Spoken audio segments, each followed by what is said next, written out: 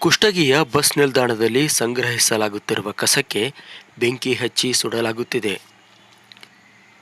ನಿಲ್ದಾಣದ ಕಾಂಪೌಂಡ್ಗೆ ಹೊಂದಿಕೊಂಡು ನಿರ್ಮಿಸಿರುವ ಕಸದ ತೊಟ್ಟಿಯಲ್ಲಿ ತಿಂಗಳುಗಟ್ಟಲೆ ಸಂಗ್ರಹಿಸುವ ಕಸವನ್ನು ಭರ್ತಿಯಾದ ನಂತರ ವಿಲೇವಾರಿ ಮಾಡದೆ ಸುಡಲಾಗುತ್ತಿದೆ. ಬಸ್ ನಿಲ್ದಾಣಕ್ಕೆ ಹೊಂದಿಕೊಂಡು ಜನವಸತಿ ಇರುವುದರಿಂದ ಬೆಂಕಿಯಿಂದ ಹೊರಡುವ ಹೊಗೆ ನಿಲ್ದಾಣದ ತುಂಬ ಆವರಿಸುವುದಲ್ಲದೆ ಸುತ್ತಲೂ ಹರಡುತ್ತಿದ್ದು, ಪ್ರಯಾಣಿಕರು ಮಾತ್ರವಲ್ಲದೆ ಅಕ್ಕಪಕ್ಕದ ನಿವಾಸಿಗಳ ಉಸಿರುಗಟ್ಟಿಸುತ್ತಿದೆ.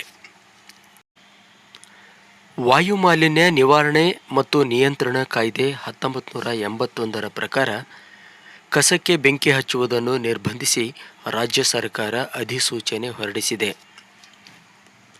ಕಾಯ್ದೆಯಂತೆ ಜನವಸತಿ ಹಾಗೂ ಬಯಲು ಜಾಗಗಳಲ್ಲಿ ಕಸಕ್ಕೆ ಬೆಂಕಿ ಇಡುವಂತಿಲ್ಲ.